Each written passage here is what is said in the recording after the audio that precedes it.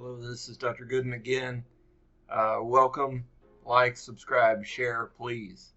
I think this will be helpful for everyone. Hopefully it's helpful for you. Please comment below to let me know how it's going for you.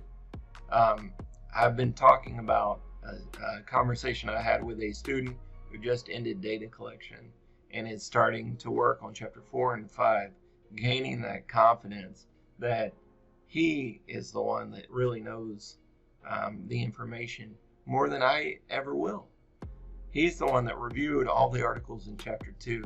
He's the one that did all the interviews. He's got a qualitative study. He did all those interviews. He transcribed the interviews. He analyzed the interviews. Now he's reporting results. And what I want to talk about next is what happens after reporting the results. I work at North Central University currently and hope to for a long time, forever, hopefully. That being said, we have a template that we go by, and after results, we start to do a brief discussion of how the results fit with prior research and with the theory. Chapter 5, you get into that even more. So chapter 4 is like a primer for, I should probably be using that hand. Chapter 4 is like a primer for saying, here's how it adds up. Here's how it matches or doesn't match. Chapter 5, you get into it more of how your findings, your results, either align, misalign, or a little of both. In other words, compare and contrast with the research that you reviewed in chapter 2, all of it, not necessarily every single piece, but also the theory that you're using. The theory told you sort of, here's what to expect. That's what a theory does. It says, here's the dynamic based on the theory. And so you look for that to occur in the data that you gather and look at the results and see if that's what sort of happened. If not, that's okay. You talk about that. And all the articles that you reviewed in chapter 2, which is where you showed I've got this expertise, this competence, this preparedness to do this study, and I'm ready, but it didn't all make sense until in chapter 4 a little bit, when you do sort of a brief synopsis of how your findings compare to the previous research. But in chapter 5 especially, you get into more detail of how your findings compare and contrast against the previous research, what you reviewed all through chapter 2, and the theory that you reviewed in chapter 2, the framework and what it projected, what these other research articles found, and therefore we would predict that future studies like yours, the one you're presenting, would find that same thing.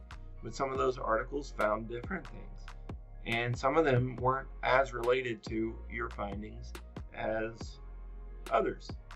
And so what you do is you start to look back at chapter 2. And this is one of the most laborious or effortful times in chapter 4 and 5. It's when you start to look back. You say, okay, I've got my results, but how does it fit into the conversation, into the academic conversation in my discipline, in my field, and especially with regard to this topic area that I'm focused on in my study. And you've collected all these articles in this review of literature that you've done in chapter 2. Now you got to dig back in, and you have a new insight, a new way of looking at all of it. And you say, oh, they did something similar, and now I can compare it to my findings in my study. And maybe my methodology was different. Maybe something was off or different or similar. And you talk about, well, actually my findings differ from what this person found or this article found. Or the theory would, according to the theory, X plus Y equals Z, or whatever it really says for your study. But in my study, X divided by Y equaled Z. And so you start to compare and contrast how the findings in your study either aligned with previous research studies one by one and with theory, or they misaligned, or maybe they sort of aligned a little bit in some ways, and they misaligned or differed or contrasted in other ways. And so your job there in chapter 4, we say to do a brief discussion for our template at North Central, a brief discussion of how they are, how your findings compare and contrast to previous research findings and theory. And in chapter 5, you sort of open it up a little bit wider and say, get into it more.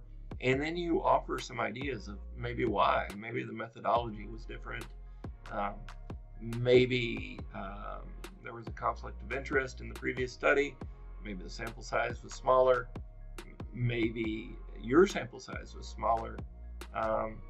Maybe it's different and they did it 10 years ago and now 10 years have passed.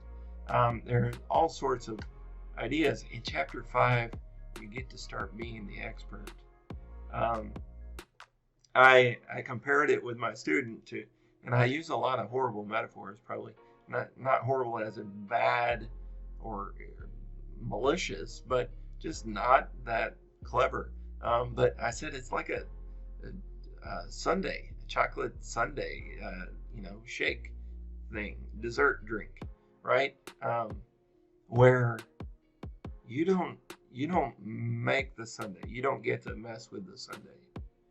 In other words, chapter 1 through 4 and a lot of chapter 5 is only the facts, cite every claim. Everything needs to be by the book, no opinion. And that's how all your courses were in grad school for the most part. Guess what? Chapter 5, you get to put the cherry on top of that sundae that you made by the book. You get to put the cherry on. And that's where you get to start sharing a little bit of your opinion. Here's what I think happened. Here's why I think my study was a little bit different, a little bit the same. Or overall, here's what I think about my study.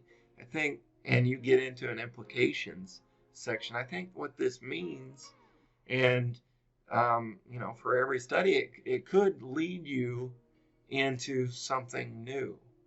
I'll discuss that shortly. And this will be, I think, the last video for this section. I'll get into sort of how it can lead you towards new literature. Typically, you're only going to focus on chapter 2, but there is some instances where you're going to lead into some bringing in some new literature in chapter 5, especially, is the potential. And so I'll discuss that briefly.